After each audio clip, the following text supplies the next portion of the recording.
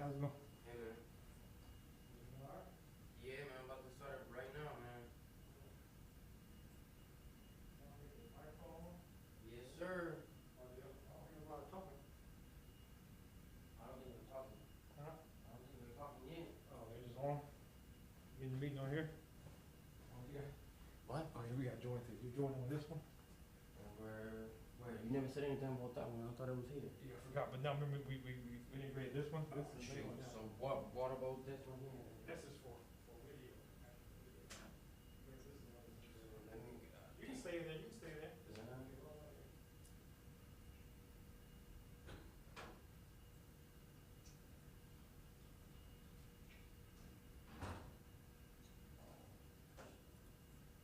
That was just for the main video. Yeah.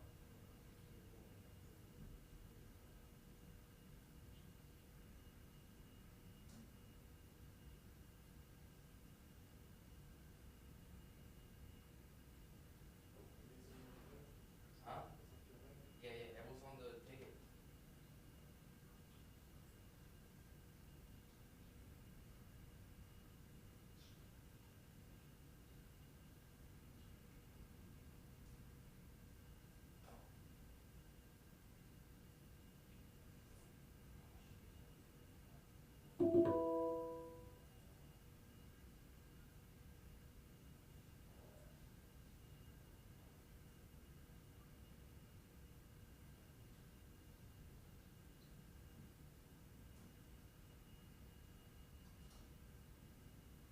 Sausage, put on that sausage for me.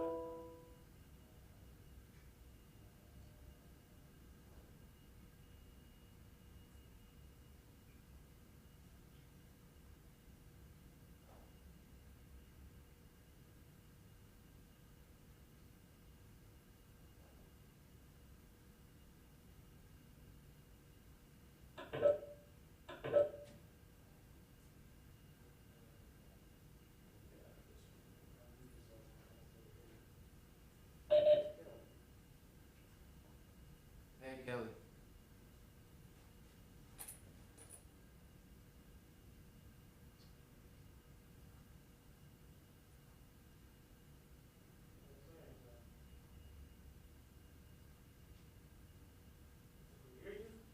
No. Kelly?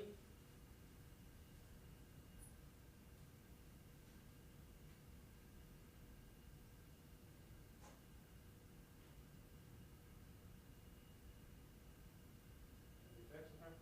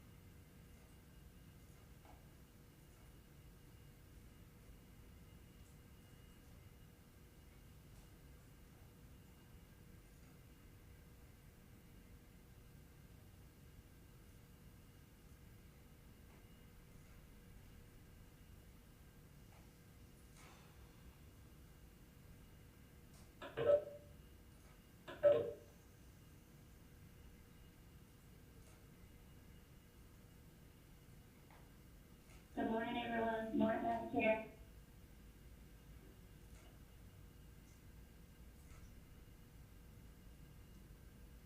Good morning, everyone. Good morning.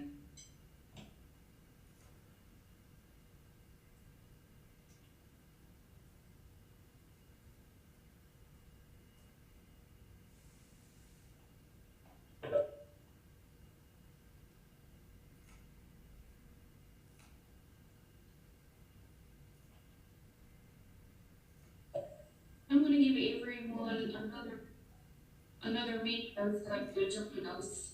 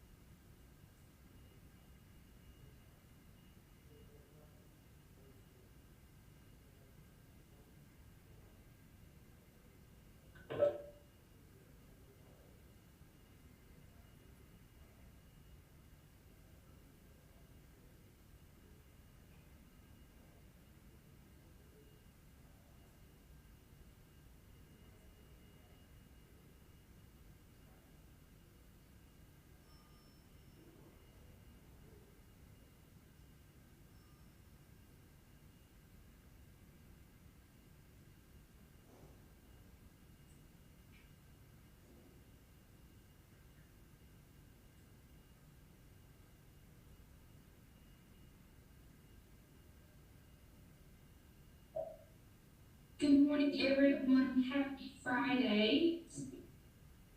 Please note that the meeting is being live streamed on the DPI YouTube site. Notice if you will proceed with our roll call.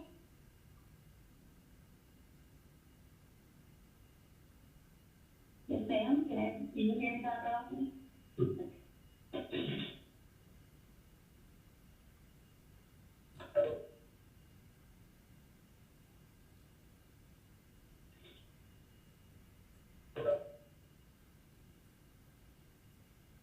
And there's some feedback, just want to make sure that we can hear me.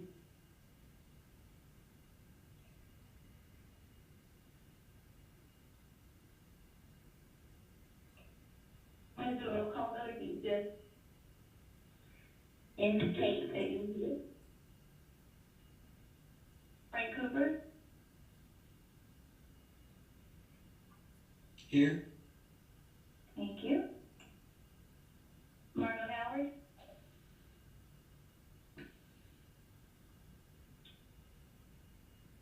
Melissa Lee, Here. thank you. Will Paul,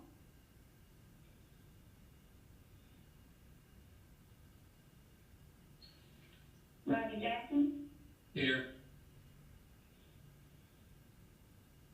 Alisa Leyva, Angela Richardson,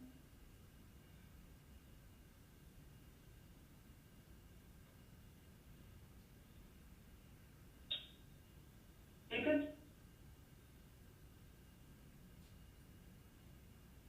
Tiffany Locklear, Here. Dorothy Stewart Yates,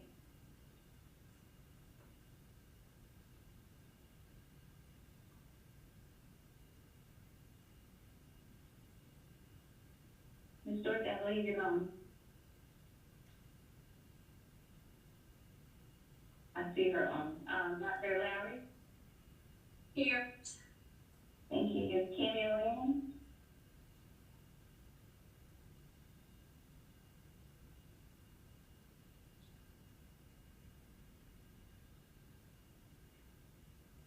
and Connie Harlan. All right, thank you. Dr. Lockley, you do have sworn. Dr. Silver, thank you so much. I am getting a terrible feedback from my side, and with some people in the chat who cannot hear. I'm not sure what the problem is. I can't hardly hear myself either.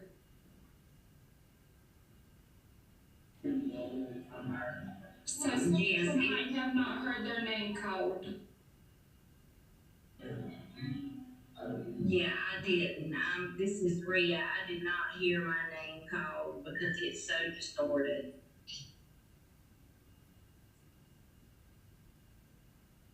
Miss Dorothy also says that she can't hear anything.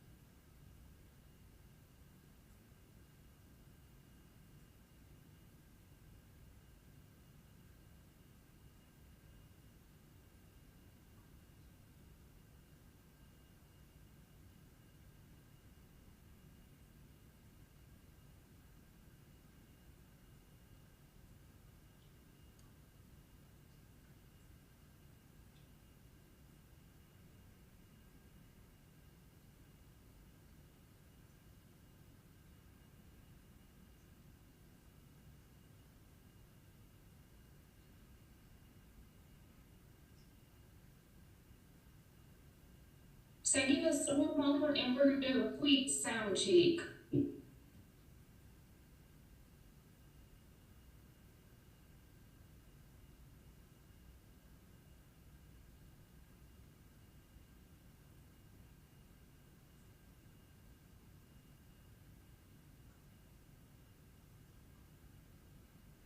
So I'm going to start again. Yeah, I'm still getting on.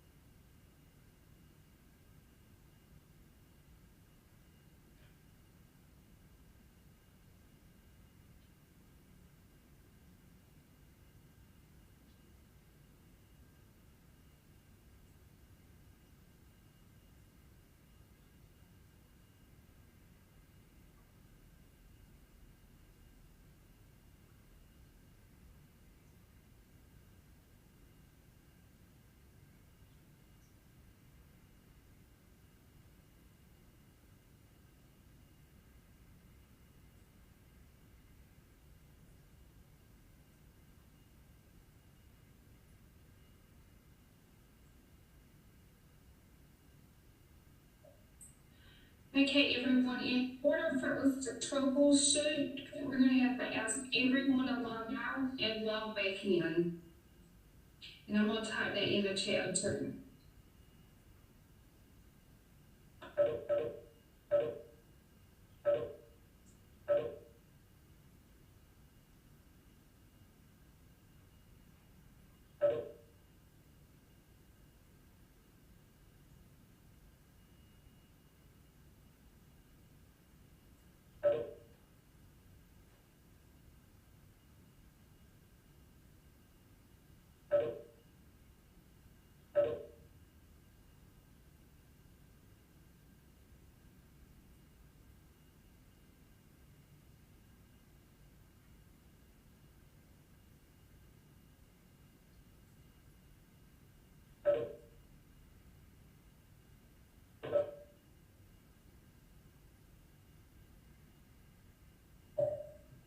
Hello? It's a little bit better. It's still echoing. There we go.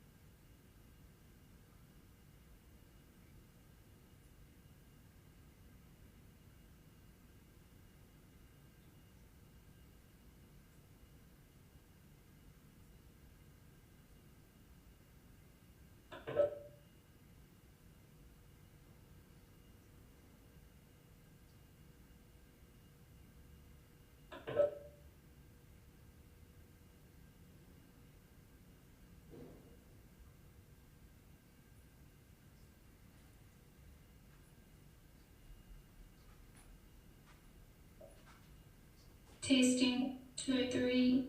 Testing 1, 2, 3.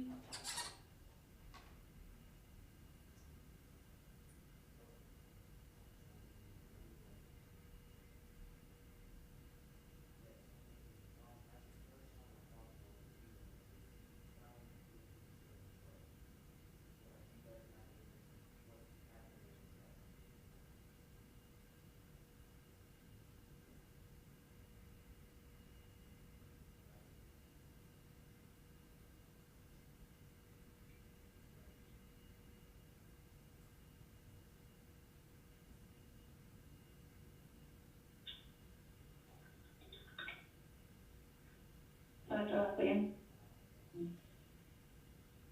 Yes, Dr. Silver. So it's still a little echo, but a little bit. The techs are working on it, but I'm not entirely sure. Okay.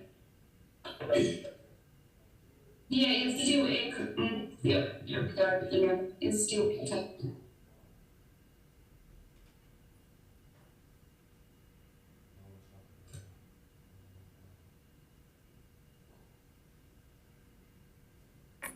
Testing 1, 2. Can anybody hear me? Yes, and your sound is perfect. Okay. Yes. Okay. Yeah. They do sound good.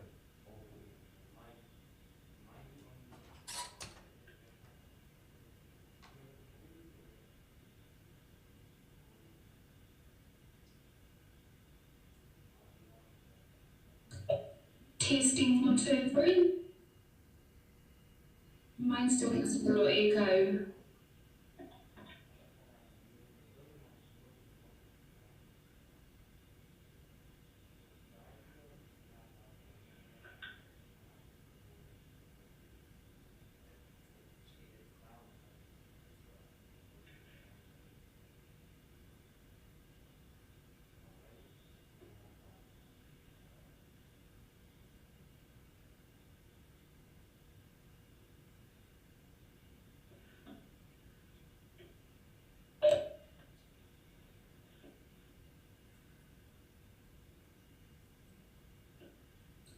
Thank you guys for being patient with us as we troubleshoot. I think that's it, Dr. Lockley, you sound great. All right, awesome. Thank you guys. Good morning. Happy Friday. Dr. Silver, would you proceed and do that roll call for us one more time? Thank you. I will, give me just a second. Hey, so go, if you unmute and just let me know you're present. Thank you for doing this with us again as we go through. Frank Cooper? Here. Thank you. Margot Howard?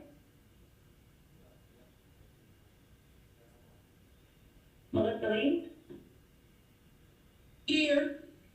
Thank you. Will Paul? Ronnie Jackson? Here. Thank you.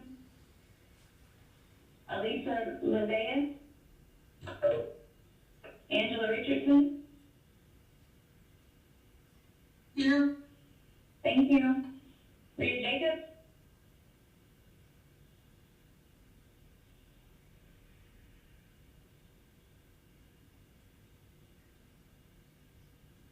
She was on earlier, so I'll send her a message with a link in it. Dr. Tina Locklear?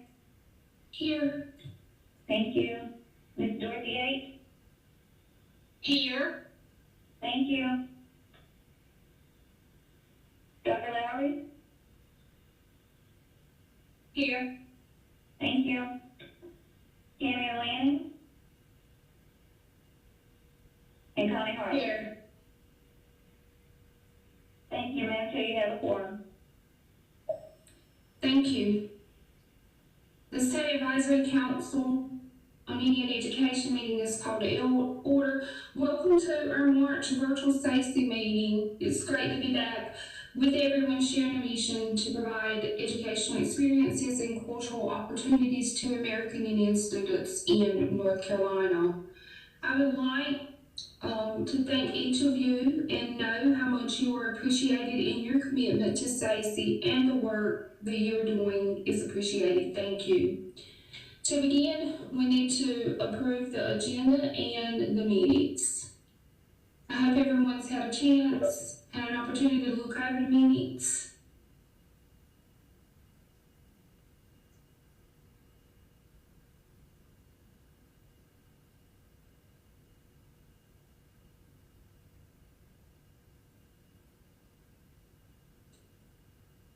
Do we have a motion to approve today's agenda? I make a motion we approve today's agenda. This is Lauren, I second.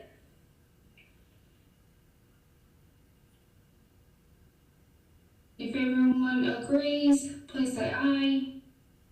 Aye. Aye. Any opposed? Any opposed? So moved. Again, I hope everyone's had the opportunity to look at the minutes. Do we have a motion to approve the minutes? I make a motion that we approve the minutes. I'll make a motion to second it. This is Frank Cooper. We have a motion by Mr. Rodney and a second by Mr. Frank Cooper. All in favor, say aye. Aye. Aye. Aye. Aye. Any opposed? So moved.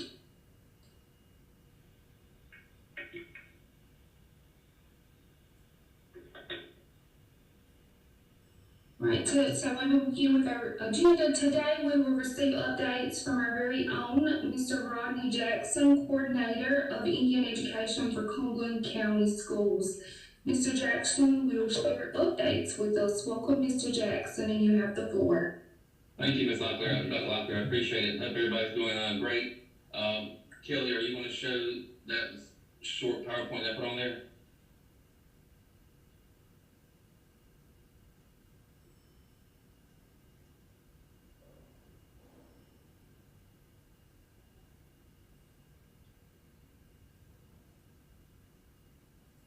Susan, has the PowerPoint one come up? Yeah, give her just a second, huh? Okay. Thank you.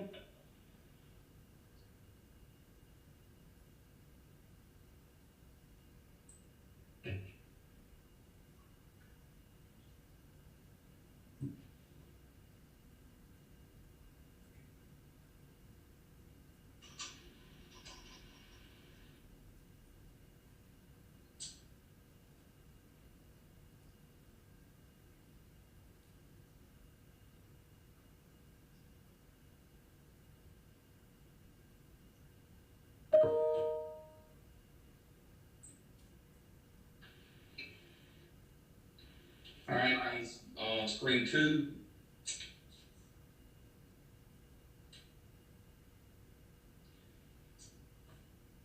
The Title VI grant closed on March the 11th, so if you did not get did not get Part 1 in on your grant, it's too late. Hopefully everybody got that turned in, but if you did not get Part 1 turned in, then you will not be receiving information about Part 2. But Part 1 did close March 11th, 2021.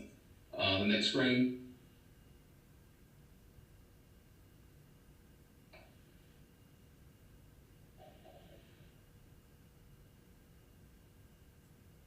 Part 2 of the Title VI grant will open up on April the 5th, 2021, and it will close on May 14th, 2021.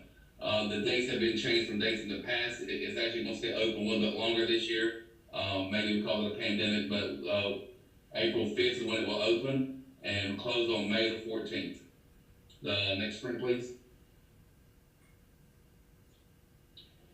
The link below is an information link. You can go there and it will tell you all the information you need to know about the Title VI grant. It will give you updates, give you contact information, and let you see some webinars that were already played if you have any information about the Title VI grant.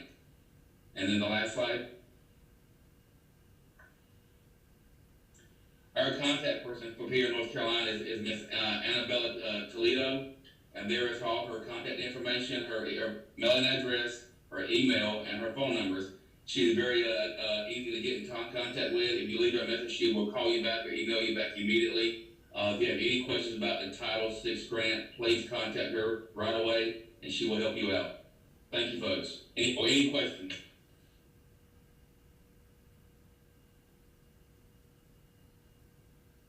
All right, Dr. Locklear, it's yours. Thank you, Mr. Jackson. Thank you for those updates and your commitment to our Title VI updates. Following, we have another valued member of SACE, Ms. Dorothy Yates. Ms. Dorothy will share updates from the North Carolina Commission of Indian Affairs. Good morning. I hope everyone's doing well.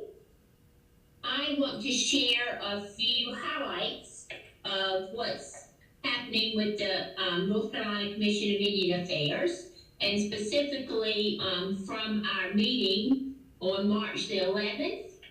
We met by teams, and one order of business that we took care of is our SACE recommendations. The Education Committee presented recommendations to the board for the SACE terms beginning July the 1st, 2021. The members that we recommended from the Education Committee were returning members Cameo Lanning to serve a second term, and Rhea Jacobs will be serving a second term. Cameo Lanning is with the Eastern Band of Cherokee. Rhea Jacobs is with the Waccamaw Siouan tribe. And then we have 3 new members that will be joining our SACE board, and that is Amanda Frizzard, who is a parent in the Metrolina Native American Association, Brandy Jacobs, who is an educator from the Triangle Native American Society, and Tina Lance, who is a parent from the Saponi tribe. These 5 people will begin their terms on SACE on July the 1st of 2021. The recommendations were approved and sent to Dr. Susan Silver, who will be presenting them to the State Board of Education, and the final approval comes with the State Board of Education. Continuing terms for SACE will be Angela Richardson from the Hallowasaponi, Frankie Cooper from Hope County, Margot Howard from the Meherrin tribe, Melissa Lee from Triangle Native, and Rodney Jackson from Cumberland County Association, and also representing Title VI. The terms that will end as of June the 30th of 2021 is Connie Carlin, who has served 2 terms, Alicia Labia, who will be completing 1 term, and Will Paul, who has served 2 terms. So I want to say a thank you to Connie, Alicia, and Will for your service to Stacy. We appreciate it, and know that after serving 2 terms, then you have to wait out a year, and then you can come back to the board. So if you're interested, this doesn't have to be the finite sessions for you. Of course, we have a session in May, but it doesn't have to be the end. You can wait out a year and come back to join us for Stacy. We appreciate all that you've done for us and the service that you've done to our American Indian children. Another thing I want to mention is Representative Charles Graham attended the meeting, and he announced that the General Assembly has formed a Federal Relations and American Indian Affairs Committee.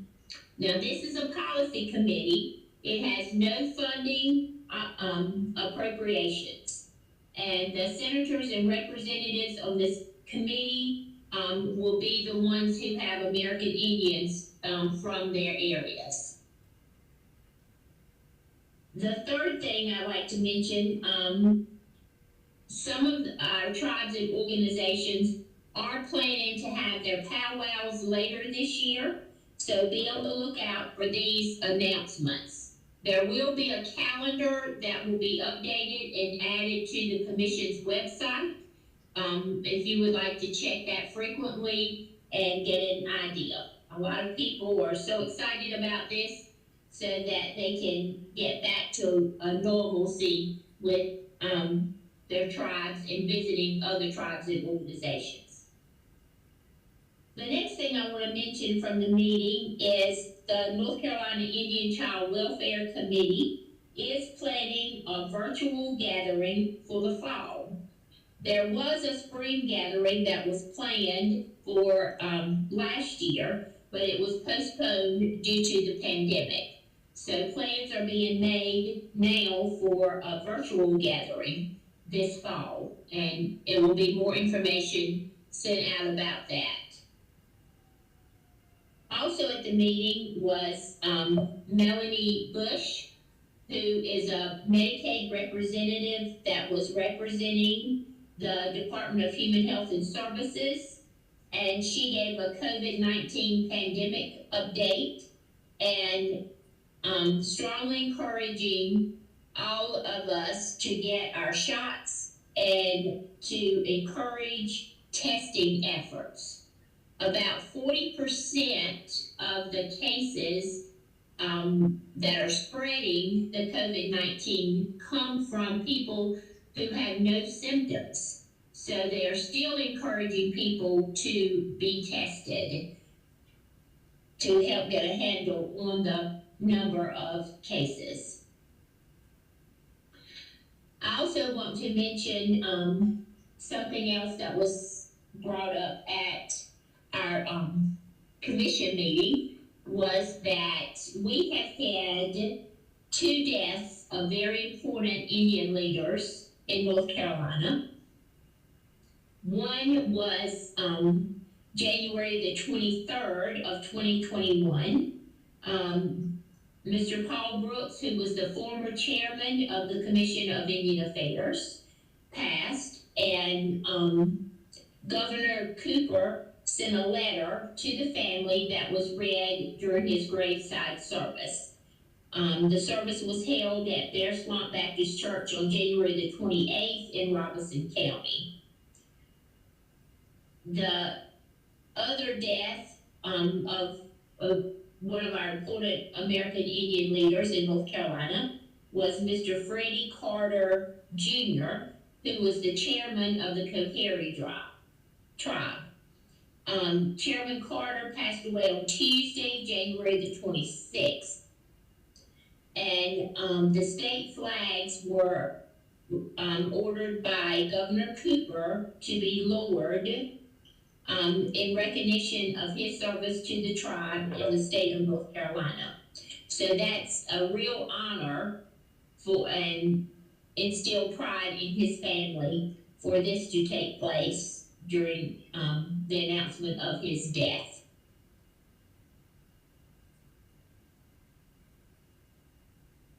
The Commission of Indian Affairs will be preparing a, events calendar that will be posted to the Commission's website, so you can check back, and frequently and see the updates and the different activities that are going on in our Indian communities. I would like to report that the North Carolina Indian Unity Conference, the 46th annual North Carolina Indian Unity Conference was held virtually March the 11th and the 12th. There were 2 excellent general sessions, one on Thursday and one on Friday. And virtual workshops were posted for you to watch at your leisure. If you have not seen those or did not participate in the Unity Conference, I strongly urge you to go to the United Tribes website. These workshops are still available online. Also, during the conference was our traditional veteran recognition. And Miss Indian North Carolina, Miss Caitlin Deal, will serve another term, and she is from the Lumbee tribe and a student at UNC Pembroke. Her information is also on the United Tribes website, so if you have activities or things that you would like for her to attend, her contact information is on that website. And she would love to be a part of your community events. And I want to say a thanks to Dr. Tiffany Locklear for her presentation for Stacy during the Unity Conference.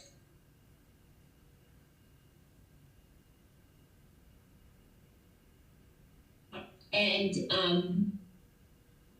I think that's most of our highlights. Do we have any questions on anything that I may have mentioned here today?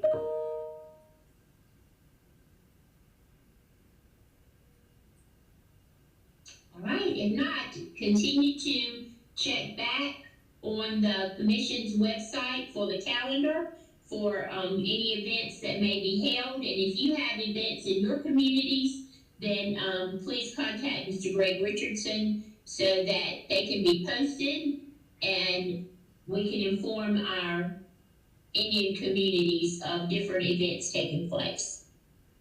Thank you. Thank you, Ms. Dorothy, for sharing those important updates. We look forward to working with our new appointees and those who have been reappointed, Ms. Cameo and Ms. Rayo. We also, as the Stacy Department, send condolences and much respect to the Brooks and Carter families. Their contributions to the Indian communities have certainly been honorable. Stacy always looks forward to and appreciates the updates from the North Carolina Commission of Indian Affairs. Thank you, Ms. Dorothy. Next on our agenda is Dr. Ashley McMillan, and we are a little bit ahead of time with our agenda. So let's everyone take a 5-minute break and come back. So we're just gonna do like a 5-minute break, a coffee break. Thank you.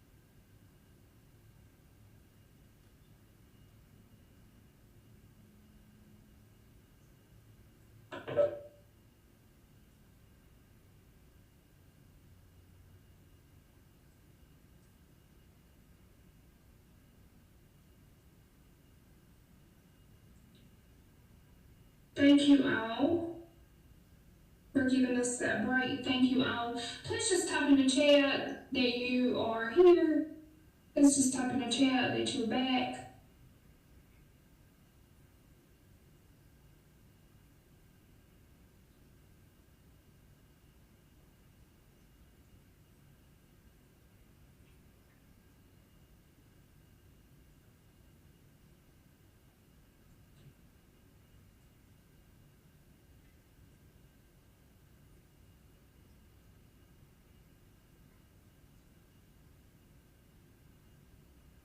All right, joining us today is Dr. Ashley McMillan. She is the American Indian liaison to the Chancellor at the University of North Carolina at Pembroke.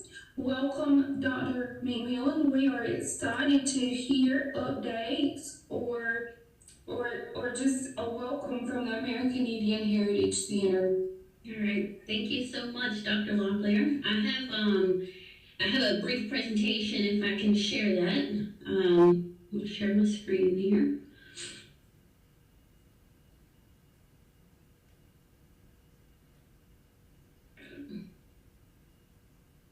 Let me get this going on.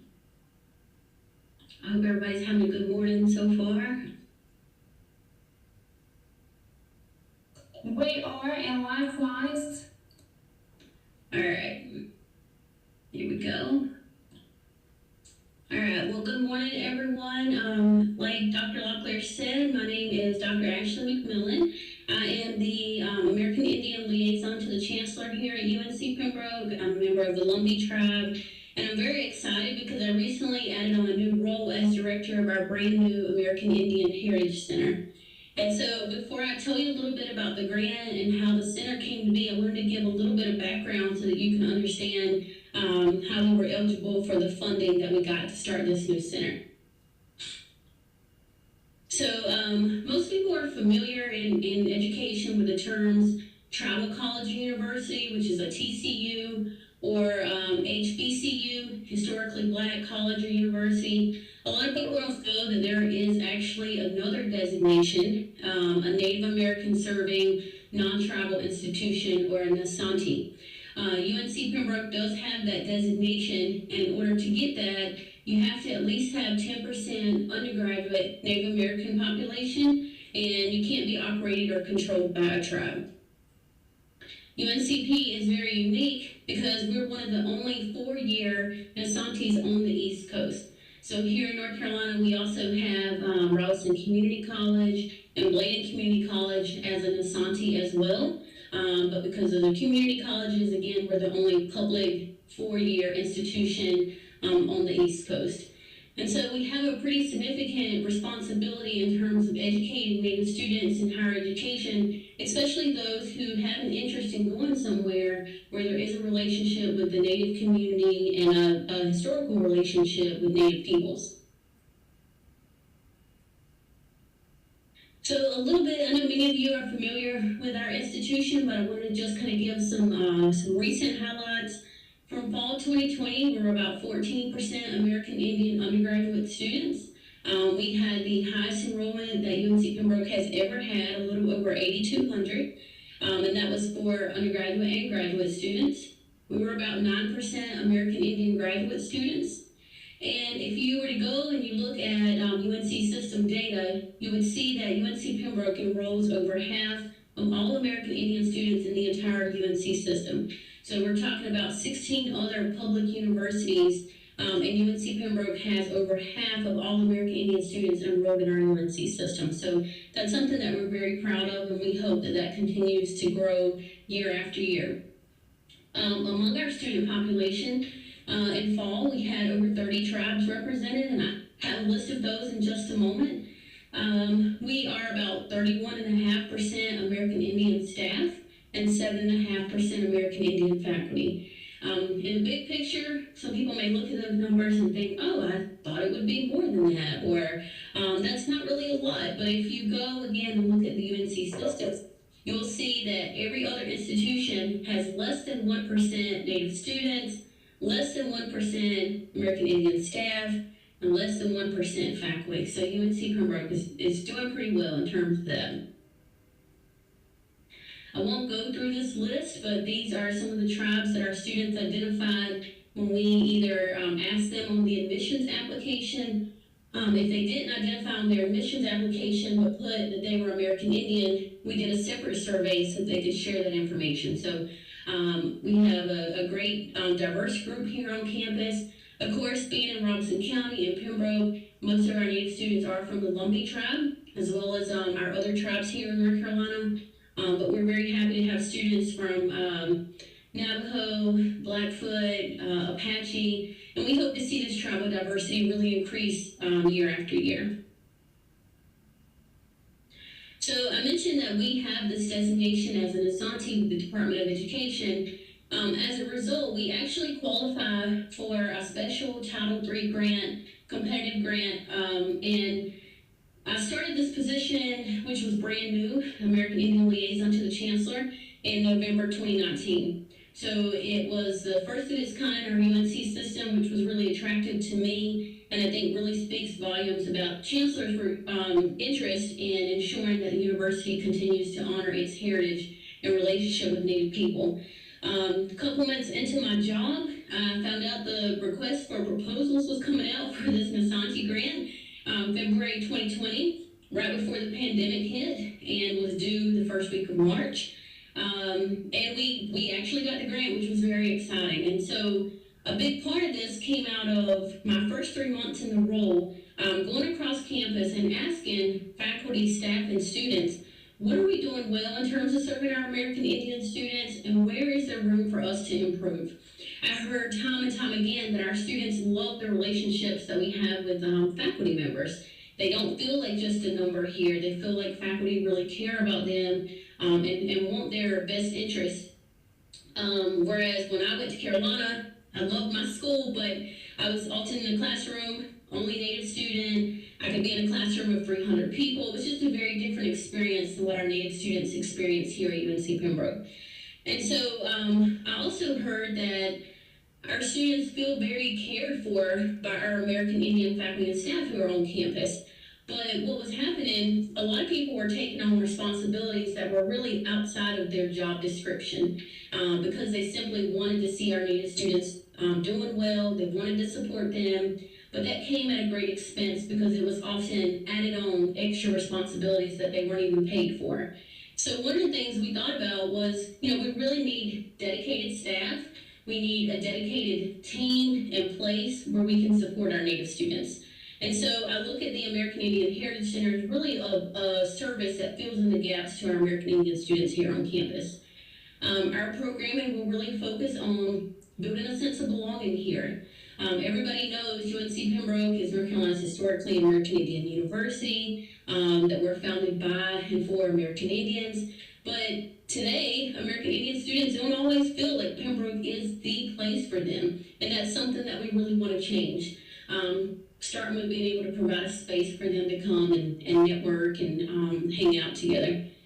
We also want to do programming that's focused on helping students understand more about their American Indian culture. So what I've seen during my time here at Pembroke is that we really have a mixed bag. We have students who maybe grew up in this area, who know that they're Native, and have known that all of their life. But then they come to Pembroke, and it may be the first time they have to sit down and explain to someone when they say, what do you mean you're Native? What do you mean you're American Indian? What do you mean when you say you're state recognized? And so our students don't always know how to answer some of those questions, and so we want to strengthen their identity with that part of themselves. We also have students who come to Pembroke because maybe they heard from grandma that they're Native, but that's all that they know. And so they come to Pembroke hoping that they would graduate, understand more about that part of their identity. We also want to supplement existing academic resources that already exist here on campus. So I think we do a great job tutoring services, writing services, all the support that we can offer students. But our team here would just be another support to help our American Indian students. Right now we are located in Old Main, up on the second floor with our American Indian Studies and Southeast American Indian Studies colleagues. But I'm really excited because hopefully by the beginning of next year, we're going to have a brand new space for our students. If you're familiar with campus, You all know that Old Main's a very important building on campus, but it is very old and it does need a little love. And so I'm excited because we'll have this brand new space that students can come, lots of natural wood, natural light, where we can hang out and you have a dedicated state team of American Indian staff there to help you with whatever it is that you need. So I mentioned what some of our goals are in terms of programming. I'll just give you an example, and I would really say that we got established and started this month. So we've had about a month where we've been offering programming. One of our staff members, and I'll introduce them in a moment, started February 15th, and then our other staff members starting next Monday, and that will be our team of 3, myself and those 2. So I'm very excited about what we've been able to do in such a short amount of time and what we have planned for the rest of the semester. So as far as kind of building a sense of community and sense of belonging, we will be planning some fun social events for students to get to hang out, get to know each other, and really just kind of take a break from the stress of being a college student. This past week, we had a virtual paint and pop night where students were given a little goodie bag of drinks and snacks, popcorn, and some paint supplies where they could draw really nice UNCP logo wood work to put in their office or their dorm room. Strengthening and understanding Native culture. We want to have some conversations that we don't typically get to have on campus. So we're going to be having a panel next month that's talking about mental health in our American Indian communities. Jesus and therapy, can we have both? That's a conversation that we don't really have a lot of. So I'm excited to bring some American Indian mental health professionals and local pastor together to talk with our students and staff and faculty about that.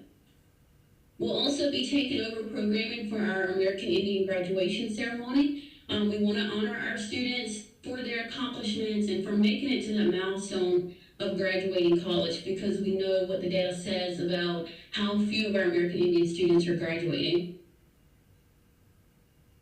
We also will be helping students with career and leadership development. So next month we'll be working with the Career Center to offer a resume writing workshop for our students, and then follow up the following week with an opportunity for them to get a professional headshot for their LinkedIn or social media or resume. And we'll continue to offer a variety of different programs in that area.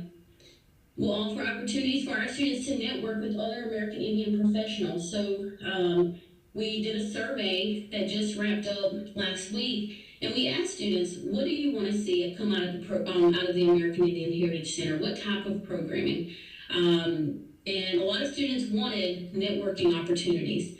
So earlier in March, we had an Indigenous Women in STEM event, and it was a really powerful event, not only for our participants, but for the panelists themselves, because for the first time, these women were on panel with other women who looked like them in their field, and they all said that had never happened before. So it was a really powerful moment just to hear them talk about what that meant and hear their stories about advancing in their profession as a woman and an indigenous woman. So it was a great event. We also will be offering programming to educate our non-Native faculty, staff, and students on campus, and our Native faculty and staff and students. So we have an event next month where we're bringing in an Indigenous scholar who's pretty well known in higher education to talk about how we indigenize higher education in the academy. So we're really looking forward to all the programming that we'll do. We're meeting next week once our third hire comes through to finish mapping out what the rest of this year looks like. I know we have a lot of great individuals on the call, so if you have a topic that you feel like you would like to contribute, we would love to work with you. We're really trying to offer a really wide array of programming for our students. So I mentioned that we have a small but mighty team. Again, I had this role of the liaison to the chancellor and now director of the center. Maya Reyes is our program coordinator, so she's pretty much handling all the events that we're going to be offering through the center. And then next week we have Ms. Sarah Brooks, who will be starting, who is our student success advocate, and her role is really going to be to help focus the academic needs of our students. So she'll offer workshops that help students with applying to graduate school, looking for scholarships, programs like that, as well as, offering more personal support to students who maybe fall within that 2.0, 2.9 GPA, or who are sophomores, who often kind of fall through the cracks. So we're really excited about what she's going to be able to add to the team. I mentioned, like I said, we're very new, and so I would encourage you all to stay informed with what's going on with the center. One way to do that, we recently created a new web page, and you can see the link there. On there, we're trying to do a good job of really just putting information in one place for students. So if you all know of scholarship opportunities or internships or jobs, any information that you would like shared with our native students at Pembroke, please do reach out and share that with us, and we'd be happy to post that information on our website. We also have a new Facebook page, and when Sarah starts next week, hopefully we'll have some other social media platforms as well. And that is actually all I have. I'm happy to answer any questions that you all have, or if you have suggestions about partnerships or programming, I'm happy to hear that as well.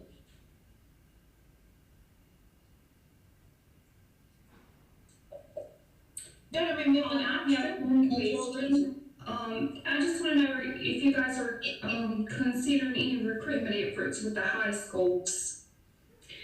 That is a good question. So we will partner with admissions for any events that they have. I look at us as a extra resource and support to our admissions office. I know prior to this center, my role as a liaison was really to help focus more on our out-of-state recruitment. But any events that they have, I know they have upcoming American Indian Parent Night and American Indian Admitted Student Day. We'll be working with them as well. And we do want to get the word out about the center to our students who are in high school so that they know, hey, if I go to Pembroke, I have this additional resource that doesn't exist in all of our other institutions. And so we are hoping to have a strong presence with them in admissions. Angela Richardson. Quick question, with the efforts that you're doing, and going along with Dr. Locklear's question, will you be able to do like short videos to introduce students to your campus and the programs that are there, just in case, some students cannot offer it, or if the internet coordinators would like to do something with their high school students, they can run that video and introduce them to that platform also? Yes, that is a great idea. We recently actually worked with our marketing team to create a new recruitment video recently, and I don't know if I had time, I could pull that up and show you guys that recruitment video that we made to target our American Indian students. And then we do hope, even post-COVID, I know in the fall we're planning to operate normally here at UNC Pembroke, but I think one of the beautiful things about COVID is that we now see how useful technology is, and I hope that we continue to be able to use that for students who maybe are commuters or parents or have other responsibilities and can't always attend our programming. And we do plan to record information as well and put that on our website. But that is a great idea. I'm sure we'll be doing more promo and videos for students, but I don't know if you all are interested in seeing that recruitment video for our American Indian students, but I can find that and show that if you're interested. Yes, we have time, Dr. McMillan, if you would like to pull it up and share, and some of the comments in the chat have asked to share. Okay. Well, if anybody has any other questions, I'll be happy to take those as well. Are there any other questions for Dr. McMillan?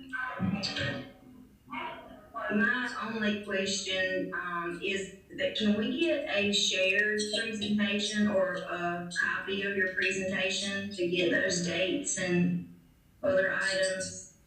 Yes, I'll be happy to share that. And that really was just to kind of give you an example. We're going to work on creating a listserv for folks who want to get more information, stay updated with our programming as well. And I can definitely share that with Dr. Locklear to share with you all. And I can share this presentation with you as well.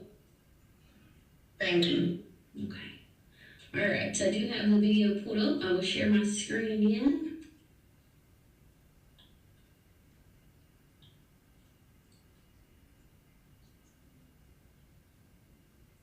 I was very excited because, to my knowledge, there had not been an American Indian recruitment video used by admissions prior to this, so I think it was really beautiful.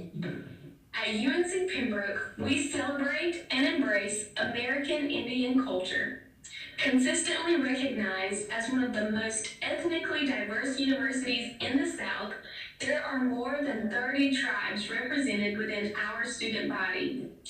As a Native American serving non-tribal institution at UNC Pembroke, you'll open the doors to success. Founded in 1887 to educate American Indian teachers, UNC Pembroke is the nation's only four-year public institution founded by American Indians for American Indians. Today, we continue to serve and honor our heritage. When you're ready to apply, learn about our American Indian scholarship opportunities available to you. During your first year, join our American Indian Learning Community or participate in Native Strong, an academic success program tailored specifically to American Indian students. Throughout your time on campus, engage in our Native Foodways event, Brave Nation Powwow, volunteer in tribal communities, or educate your peers about your tribe during Rep Your Nation Day. Our campus has a vibrant Indigenous community that supports your heritage and offers you a sense of belonging. You'll excel as a student with our small class sizes and on-campus resources like the Writing Center and tutoring programs. Whether you choose to pursue American Indian Studies, Business Administration, Nursing, or one of our 41 undergraduate degree programs at UNC Pembroke, you'll receive the high-quality education you deserve. And after you work hard to reach your goals, we will celebrate your academic success as a senior during the American Indian Academic Achievement Ceremony to mark a milestone accomplishment in your life. Pursuing a higher education has never been more affordable. As an NC Promise campus, undergraduate tuition is only $500 per semester for in-state students and $2,500 for out-of-state, dramatically reducing the expense of your college education, saving students at least $10,000 over your 4 years here. We believe in providing a high-quality, exceptional experience without breaking the bank. We hope you will consider UNC Pembroke your home for the next 4 years and love it as much as we do. As North Carolina's historically American Indian University, we can't wait to welcome you home to Brave Nation.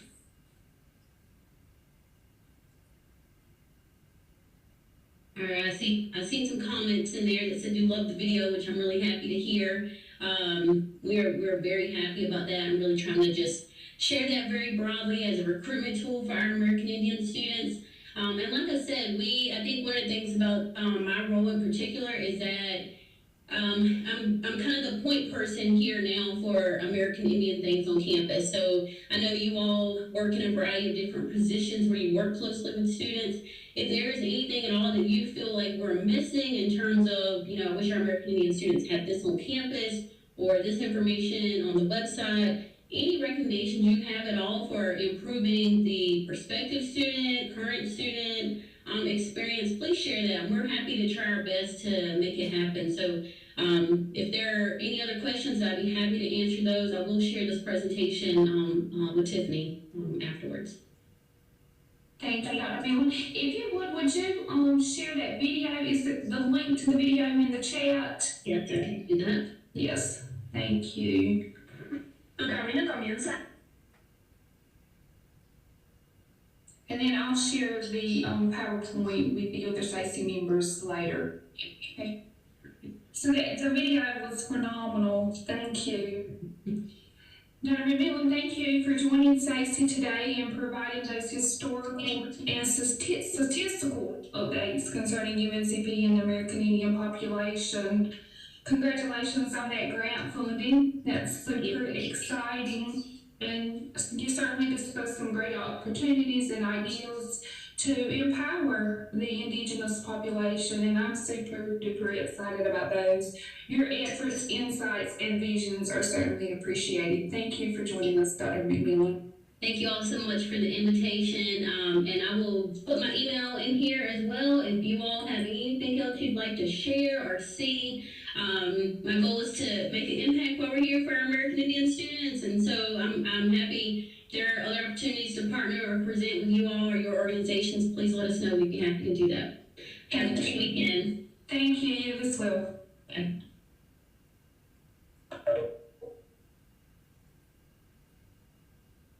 Next on our agenda is the 2021 annual report to the North Carolina State Board of Education. And before previewing and presenting this, it is important for me to recognize the work of the SACE members. Your input, your contributions, and voice are essential to the production of this report. Thank you all for attending the special call meeting to get this approved and to move forward. Your time and efforts are appreciated. I definitely also want to thank Dr. Silver and Dr. Briggs for the role that they have played in the production of the report and the SACE presentation. So at this time, I will present the 2021 annual report to the North Carolina State Board of Education, and this is a preview of what will be presented to the State Board of Education on April the 6th at 10 o'clock.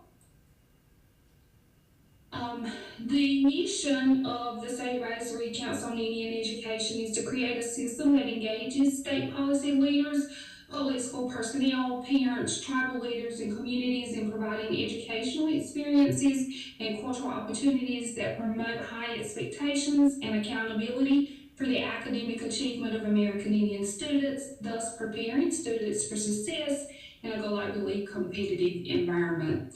Our vision as SACE is that every American Indian student in North Carolina will graduate from academically rigorous and culturally relevant high schools as well-prepared lifelong learners, globally competitive for work and post-secondary education.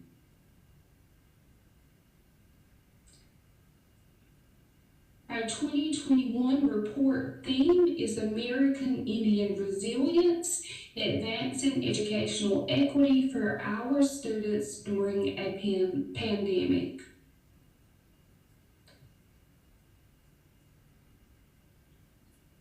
The data included in the report, I would like to stress that the 2019-2020 data for EOGs and EOCs are not available due to COVID-19, so that data is not included in the report, but the council definitely wanted to see if there were any trends and to look at the subgroup data by grade level for EOGs and by gender for EOCs. And so this data set did not yield any significant findings. When we look at the EOG reading for the 2018-2019, across grade levels, there is a gap between American Indian student performance and the state average. That gap is more pronounced between American Indian students and their white peers. And there is not a significant amount of variance in student performance across grade levels over a 3-year period. Dr. Briggs, I'm still on that the other slide before that, please. Thank you.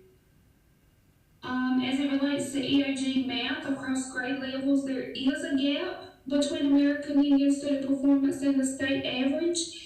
That gap is more pronounced between American Indian students and their white peers. With the exception of grade 4, American Indian students demonstrated growth in math proficiency. Their percentage point increase over the course of those 3 years when we looked at that 3-year trend data.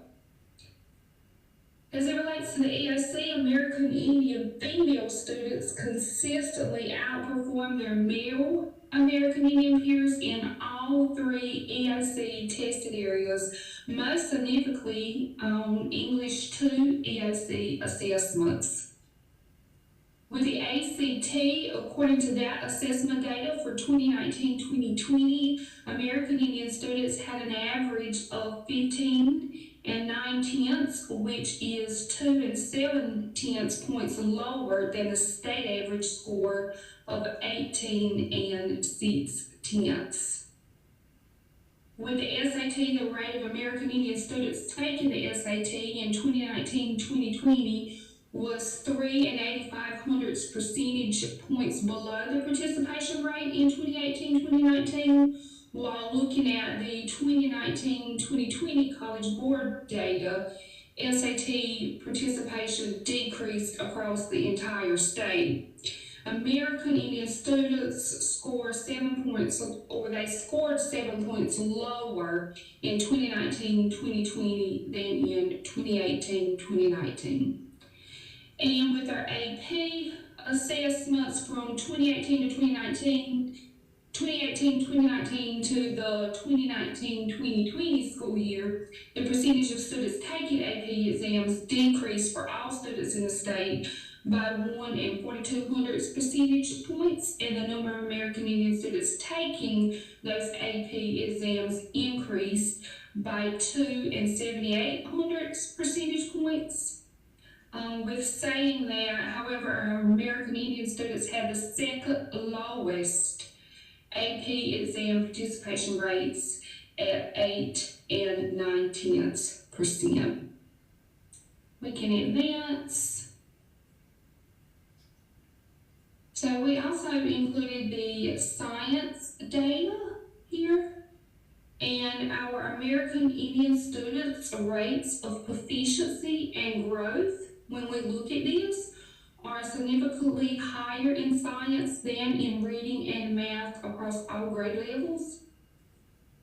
But there remain gaps in proficiency rates between American Indian students and the state average, as well as between American Indian students and their white peers, but those gaps are much smaller. We can advance to the next slide.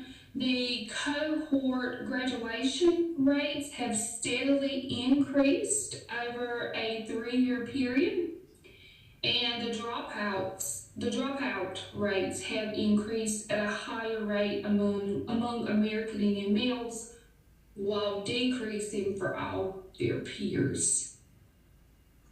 So there is still a focus on those American Indian males. We can advance. The rates of suspension have decreased over that 3-year period, and suspension rates remain significantly higher for Black students and disproportionately higher for American Indian students than their white peers.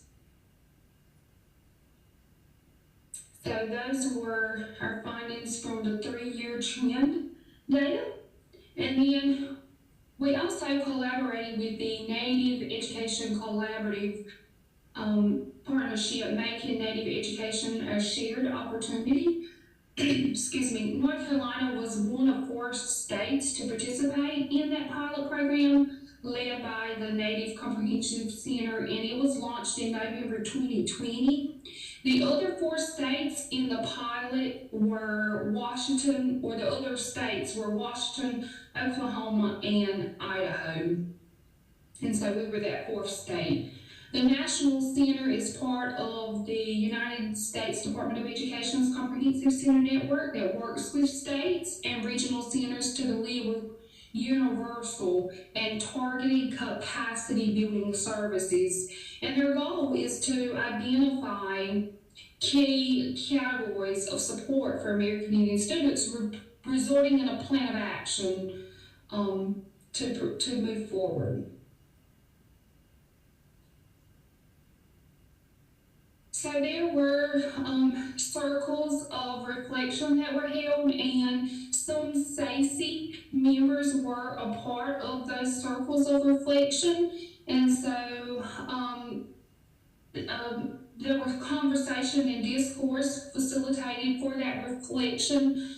DPI senior leadership was also included in that reflection.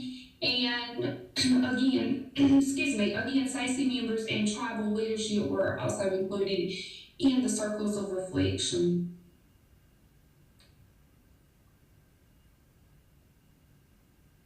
And so the identified priorities for North Carolina, based on those reflections and the input from those teams, excuse me, were that one of effective teachers and leaders were needed, two, that native culture and language, and three, a focus on tribal consultation and sovereignty. So this is our first one. And those that were part of the circles of reflection highlighted these items as a high priority for long-term efforts. And so when we say long-term, this initiative included a 30, 60, 90-day plan. We can advance to the next slide. So this is the second priority, native culture and language. We see a mixture of efforts. We have some high priority, long-term, some medium priority, long-term, and then of course we have one high short-term.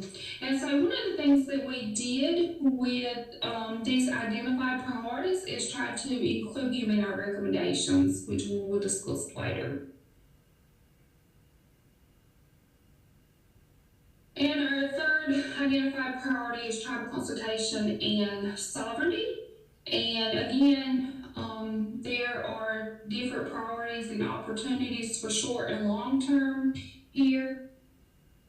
And so again, as SACE members, we took this data and tried to, or we did put it in our recommendations. So now we move to our 2021 recommendations. I would like to say that Dr. Lydia Oxenine was crucial to developing the recommendations to this process and worked really collaboratively to develop each recommendation. So thank you, Dr. Oxenine, for the time that you contributed to our recommendations. Our first recommendation is as part of the State Board of Education vision for opportunity equity to establish a department level position dedicated to consultation with and coordination across all entities whose missions seek to improve educational opportunities for American Indian students.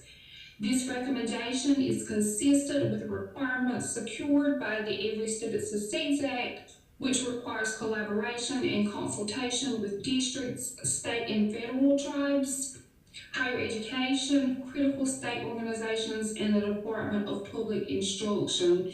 And this is priority 3 from the pilot, which is tribal consultation and sovereignty. So this was a recommendation that was raised in the circles of reflection.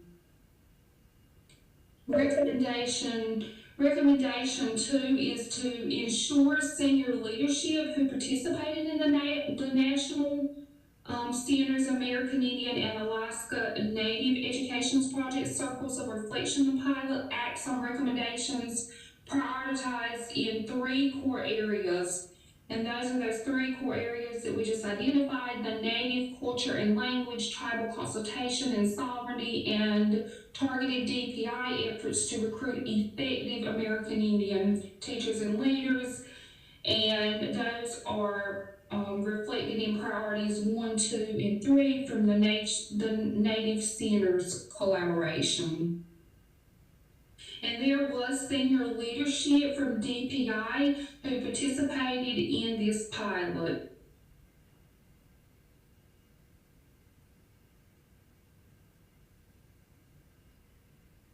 As it relates to recommendation recommendation 2, I'm sorry, Dr. Briggs. As it relates to recommendation 2, I do want to note that during the circles of reflection that SACE members and the American Indian community members learned of the DPI efforts to recruit minority teachers, but this effort was not well communicated to the American Indian community leaders, nor were there specific strategies to actually target highly qualified American Indian teachers and leaders.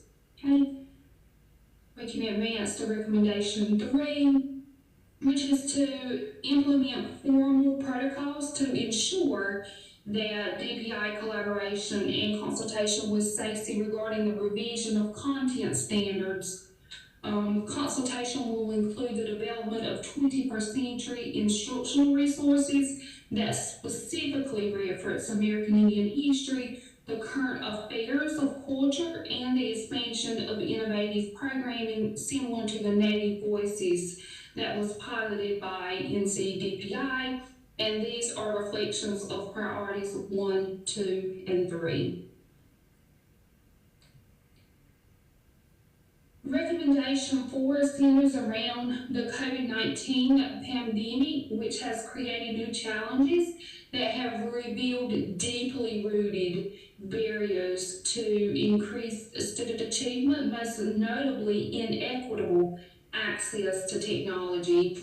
Therefore, SACE is recommending to increase advocacy for access to broadband internet, both in students' homes and schools, particularly those of rural areas and tribal communities, to increase digital literacy efforts to ensure American Indian students can successfully engage in an increasingly virtual world, and to ensure that COVID relief dollars adequately address gaps resulting from learning loss during the 12 months of school closure. State and federal dollars should support recovery in reading, mathematics, and comprehensive services in social emotional learning. Mitigating the long-term impact of the 2020 pandemic on the education of American Indian students must remain paramount, and that is a reflection of priority 1 and 2 from our circles of reflection.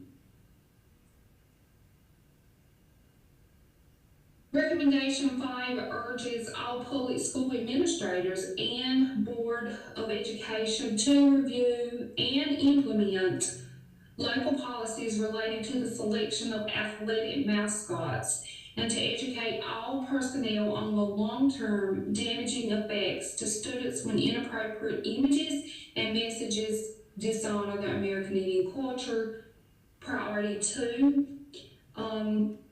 In Appendix H of the report, there is an update on the American Indian mascot use in North Carolina public schools. That update, or those updates, reveal that 34 schools were found to still have American Indian themed logos or mascots.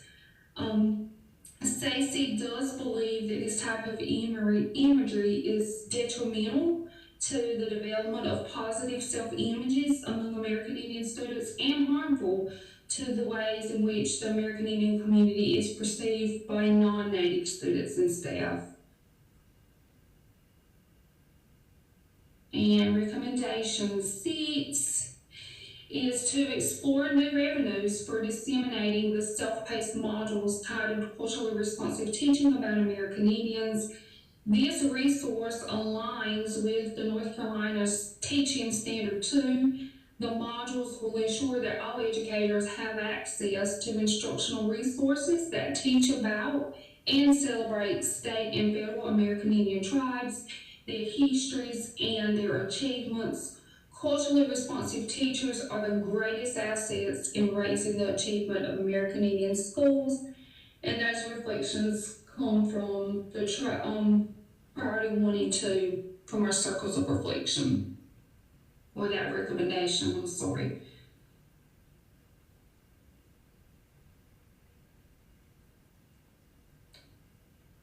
The SACE report is an effort, and I do want to send acknowledgments to the North Carolina State Board of Education, the North Carolina Commission of Indian Affairs, SACE members, the DPI staff, and the National Comprehensive Center for their efforts, their input, their commitment to producing the SACE report and getting us something out there to inform our knowledge concerning our American Indian students, so that we're not just aware of these issues, but so that we can begin to implement some things so that we can assist in closing achievement gaps. At this time, are there any questions or discussion?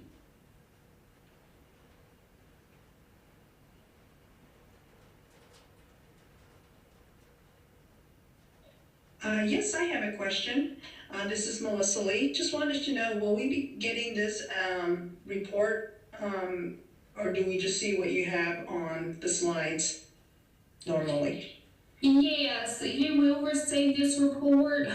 This is the one that was approved just recently in the special call meeting, and so it has went to printing at DPI. And so I'm not sure what the turnaround on that is. Dr. Silver or Dr. Reese could speak more intellectually about that. But once this report is produced, we will receive a virtual copy and possibly a hard copy. So usually when we go to the meetings, we're handed, as many as we would like to provide in our communities.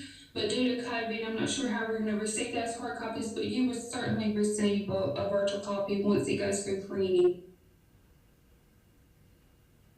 Dr. Locklear, this is Olivia.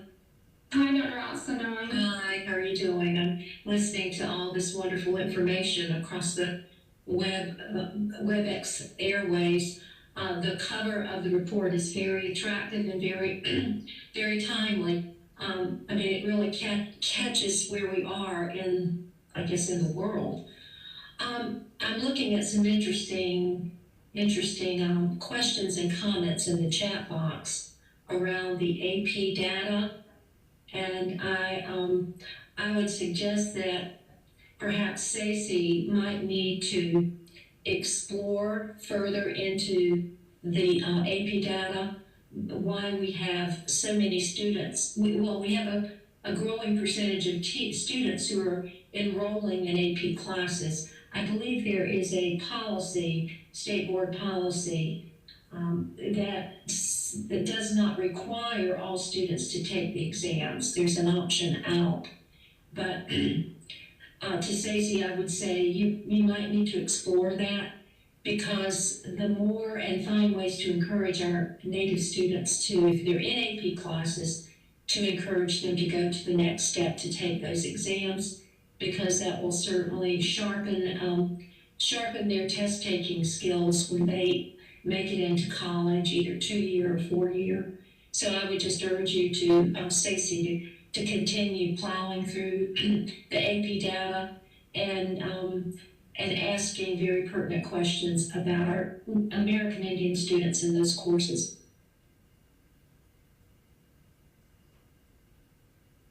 Thank you, Dr. Alstonine.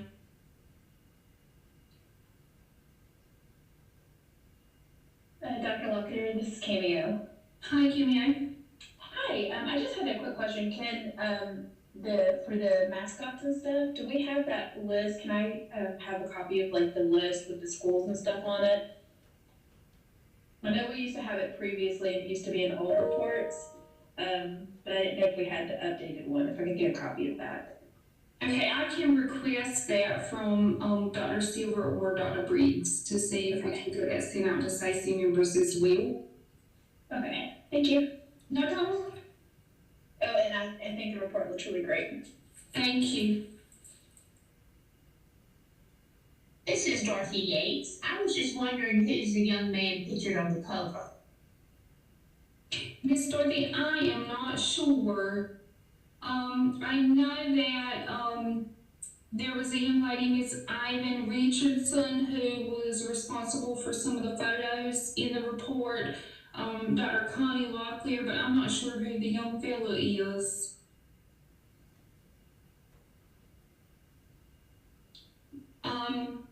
Dr. Silver said it's Nolan Richardson from the Hiawassee tribe.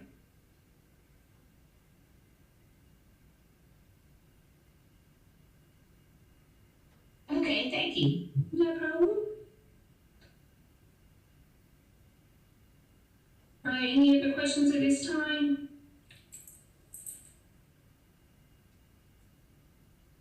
Thank you, guys. I want to stop. Next, we have our State Board of Education member for the Sand Hills Education Region, Dr. Olivia Oxenine, with us. Again, I would like to highlight her influences on the SACE recommendations in the report. The feedback from Dr. Oxenine is valued and appreciated. Thank you for joining us once again, Dr. Oxenine, to provide reports from the State Board of Education. Thank you, Dr. Locklear. It's always a pleasure to spend some time, usually on Friday morning, with quarterly meetings with SACE to hear your issues and to also always be updated on the presentation for the State Board of the very important report that comes, the major product that comes out of SACE to the State Board. I've got a couple of documents that I want to use in my presentation. I have 20 minutes, so I'm going to pay close attention to time. And Tiffany, I trust that you will help me do that. The first, Dr. Briggs, if you would pull up the first attachment, and the table the table that you see right now will follow the first. There we go. Thank you very much. So the first item that I want to call part of my update is based on the last meeting of the State Board of Education, and actually we had a call meeting yesterday to approve a couple of items stemming from our first week in the month March report. So this particular item that we approved yesterday in a called meeting is pertaining to a Duke study contract. And the purpose of this contract, it's called the ABC Science Collaborative of the Duke School of Medicine, and this is a $500,000 contract that will be awarded to Duke University School of Medicine to collect data around the effects of, and it will not just be the academic effects, but it will also be probably delve into the area of social emotional learning and any kind of other effects of COVID on our student population in North Carolina. So as you see, it will include data collection, I think I see a mistake, analysis, interpretation of COVID-19 related metrics of student, teachers, and staff safety. The data will be derived from our local school systems. And this is pertaining to looking at the impact around Plan A, which allows for and now requires in-person instruction of students. Dr. Briggs, if you could go further down a bit right there, that's perfect. So the contract information is required in a session law passed by the General Assembly. As I said just a few minutes ago, it's in the amount of $500,000 federal dollars, must begin no later. It's a quick turnaround study, but I would imagine the School of Medicine at Duke is probably already collecting a lot of COVID-19 related data as it pertains to public schools and public school students. So this is a total contract, as I said, $500,000, must begin no later than March 26th, the contract period that is. And the contract and the study will end in September. Mid-September, the question that I posed before the State Board yesterday in our call meeting is hoping that we will certainly, the State Board of Education will be apprised of the findings from this study, because the findings from this study as it relates to COVID and our kids in our public schools will be extremely important going forward in terms of how schools plan for learning loss remediation and other related services that will help get our students, and I'm talking specifically thinking about our Native students, on track after we are fully engaged in Plan A. So that's just for your information. The second item that comes out of the Business and School Operations Committee, there are several committees of the State Board of Education. One of those committees is the shortened down to BSOP, which is Business and School Operations Committee. This is comes out of the coronavirus response and relief supplemental appropriations out of the federal government. Has authorized more than $54 billion for elementary and secondary K-12 emergency release, really known as ESSER 2 funds. These funds are intended to assist eligible public school units during and after the coronavirus pandemic. North Carolina's portion of the $54 billion is $1.5 billion, of which 90% must be allocated to our public school units. 10% is set aside for indirect cost, administrative cost, and that part of the funds, the 10%, will be maintained at DPI for DPI personnel and staff to administer this large amount of money, actually.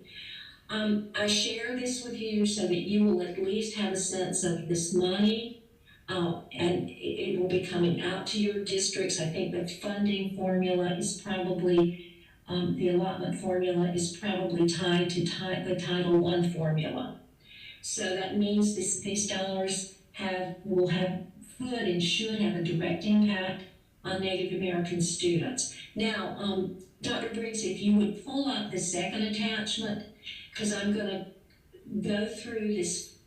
This is actually the document that shows the appropriations to the local school funds out of, to our local schools, I should say, out of ESSER funds. Now, I had highlighted, but it's not sure, well, maybe they are. If you'll go down further, I think I've highlighted the districts that I think received title, right there, we'll stop right there. The districts that I still believe, and I stand to be corrected, that receive Indian education funds. So I know Columbus County receives Title, is it Title VI or Title VII dollars? So there is the amount coming to Columbus County, $8 million plus. We've got Cumberland County receiving a sizable amount of money, about $56 million. If you go further, Dr. Briggs, scroll further down. Yeah, Graham County is will be affected in a positive way. Guilford County will receive $88 million. 88.5, almost 0.6. Halifax County receives about a little bit over 6 million, close to 7 million actually. Further down, thank you. Harnett County is a recipient of a little bit over 4 million. Hope County, Hartford County, Hope County, you see the amount that's going to Hertford, the amount that's going to Hope, the amount of this 1 billion going to Jackson, going to Johnston County. And again, keep in mind, this is based on the appropriation, or the allotment, I should say, is based on Title I formula. Person County's amount is shown here, close to 5 million. Richmond County, close to 10. Robeson County, close to 45 million. And further down, I had included Clinton City Schools at one time. Clinton City Schools was a recipient of the dollars, Title Indian Education dollars. I'm assuming maybe they continue to be. I'm not sure about Sampson, if Sampson has a title, an Indian Education project. Scotland County, I believe Scotland County does have an Indian Education project.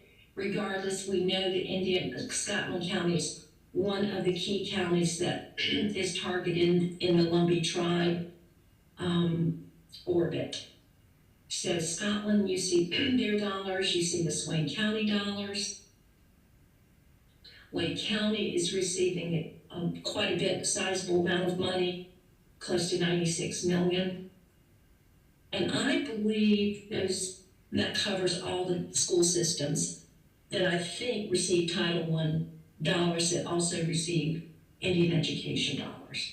So I share this with you so you can, if you're taking notes, mental notes, perhaps keep this on your mind, and when you are back in your counties, think about these dollars and be on the alert to ask questions to make sure that our Indian students are receiving their fair share of services from these funds.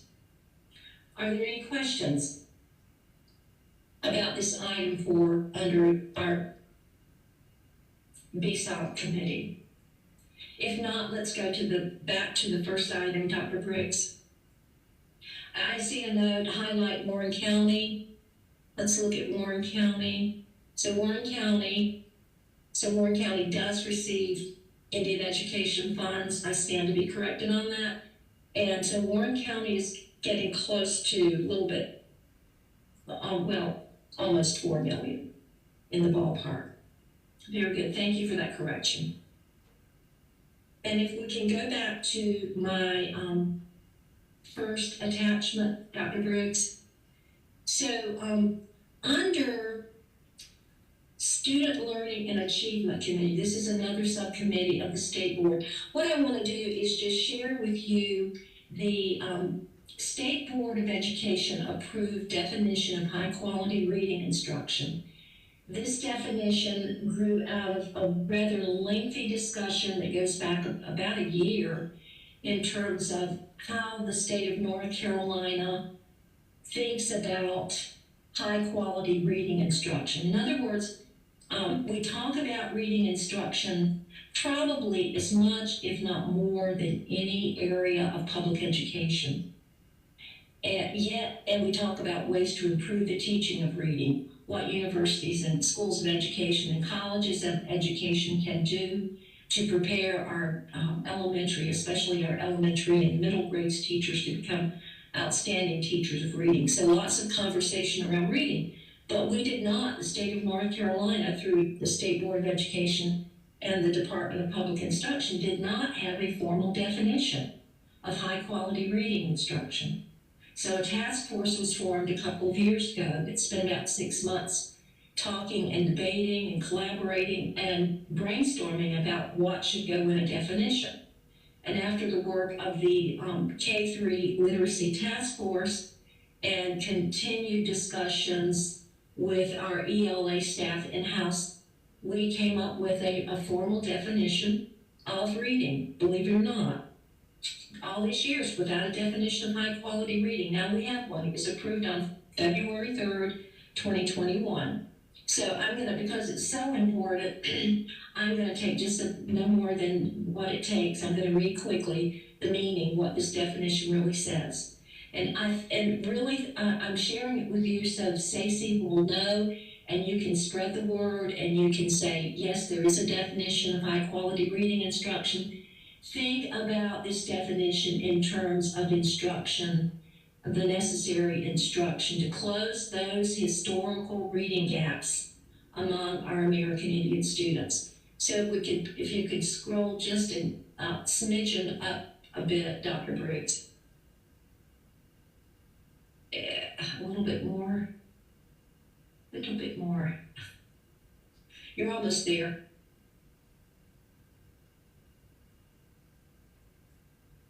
Dr. Oxidine, I'm sorry, my screen is running very slow, so what? That's fine, okay, that's fine, let me just stop you, I'll read this part. Okay. High quality reading instruction is grounded in the current science of reading. This is a very important term, Stacey members, the science of reading. That means that we believe that reading is more than a fly-by-night trend, fancy trend that's here one day, gone tomorrow.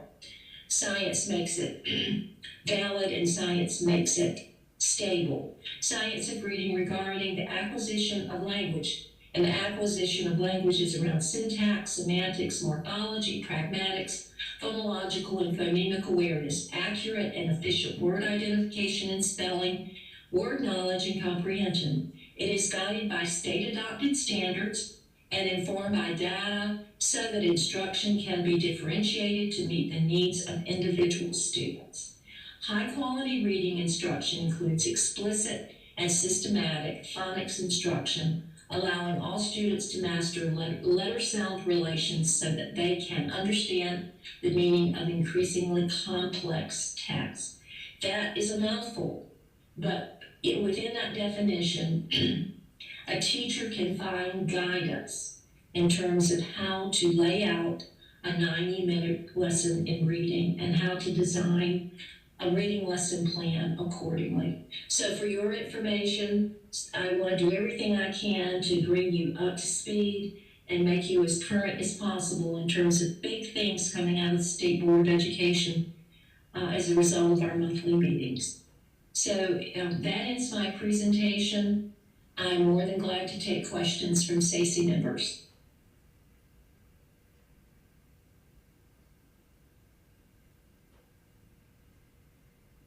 If you have no questions, thank you so much. Dr. Locklear, you're doing a great job. It's the chair lady of the committee, and again, on behalf of the State Board of Education, we could not be carrying on meaningful conversations around the education of American Indian students without the input of SACE. Thank you, Dr. Arts-9, for those updates and your continued work on the State Board of Education. Thank you. Next, we have DPI updates on the agenda from Dr. Silver, the NCDPI liaison.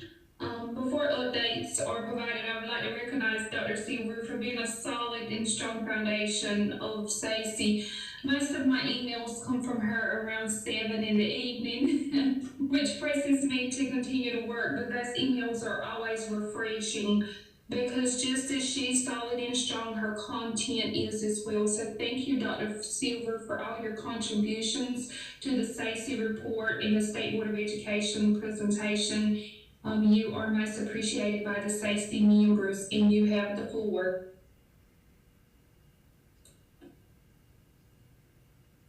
And Dr. Locklear, I'm going to give the updates for DPI on behalf of Dr. Silver, if that's okay. Absolutely. Thank you, Dr. Bruce. Yes, ma'am. Thank you. So I'm sharing, one of the things that Dr. Silver wanted to share first is that concerning the SACE nominees, that they will be going to the state board in May. So she wanted to put that out there for you guys to know. Also, there are some terms that are coming out that you may have already heard of, such as the CARES Fund and the ESSER funds. She wants you to know that both of these fundings are funding being allotted through the CARES Act to provide schools with emergency relief funding to address the impact of the pandemic. The ESSER actually stands for the Elementary and Secondary School Emergency Relief Fund. So districts must submit a plan application, which is happening now, outlining how they will utilize this funding. Then we have regional case managers in the district and regional support department that will be offering support and help to districts as they develop these plans. Also, DPI is using state-allotted CARES funding for a position called the Executive Director of Learning Loss Recovery. And this, I think, is already been filled by Dr. Michael Mahar. Then Dr. Catherine Edmonds has started her work as the Deputy Superintendent of Equity. She will, we will try to get her, on the calendar for our next meeting so that she can share some updates and information in her area of work. Okay, then on March 15th, NCDPI, under the direction of Deputy Superintendent Beverly Emery, submitted its liaison plan to the Superior Court. This is a comprehensive remedial plan intended to address how North Carolina can meet its obligation to provide the opportunity for a sound basic education to all students in the state.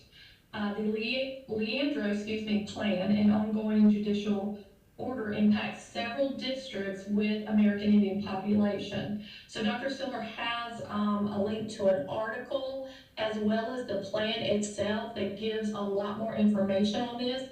And I will drop these two in the chat bar for you guys to access, okay? And then the last thing is about the NCDPI reorganization. It is underway under the new direction of the new state superintendent. And that plan is, I think, said to be shared with the state board in April.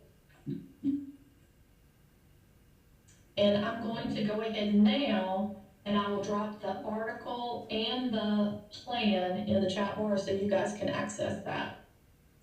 And if there are any questions, I will be glad to jot those down and take those back to Dr. Silver if you have any at this time.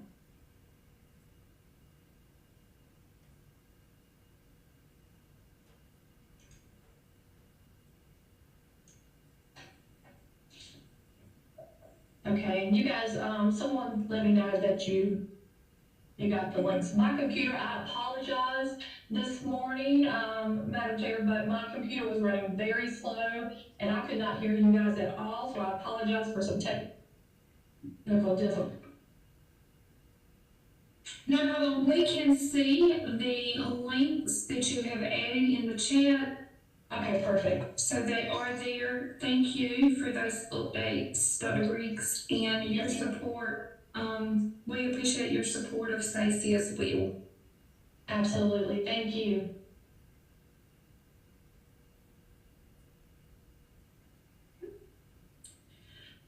At this time, we do not have any action items. There are not any action items at this point. Are there any announcements at this time? Yes, this is Melissa Lee. I do have an announcement. We are going to have our annual public hearing open house for the Wake County Indian Education Program. And if any of the Stacey members are invited, but you will have to have a RSVP, and I will put my email address on the chat so you can get it through there and get a flyer, and you'll automatically just fill it out and you'll get a link to our open house meeting and public hearing. So it'll be on April 15th at 7 p.m. Thank you.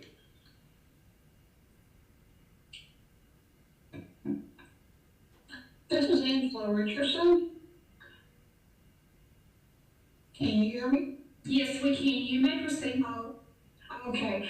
Just a quick announcement. I saw an email that came from the commission. If anyone has someone that's been affected by COVID-19, death of a family member, there are some funds that have been made available for their interment fees. So that's something that I might check with the commission to, if you have community members that have been affected by that, to receive some of those funds to compensate the burial costs.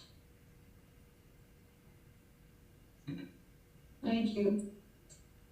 Thank you both for those updates. Are there any others at this time? Please note that the Stacey report will be provided to the State Board of Education on April the 6th at 10 o'clock. And you're certainly welcome to listen in via the YouTube live stream. If there are no further announcement at this time, do we have a motion to adjourn? This is LaRonda. I make a motion that we adjourn. Angela Richardson, second. So we have a motion by Dr. Lowry and a second by Mr. Richardson. Everyone agrees, say aye. Aye. Aye. So moved. The meeting is adjourned. Thank you all for your time and commitment. Have a great weekend. Thank you.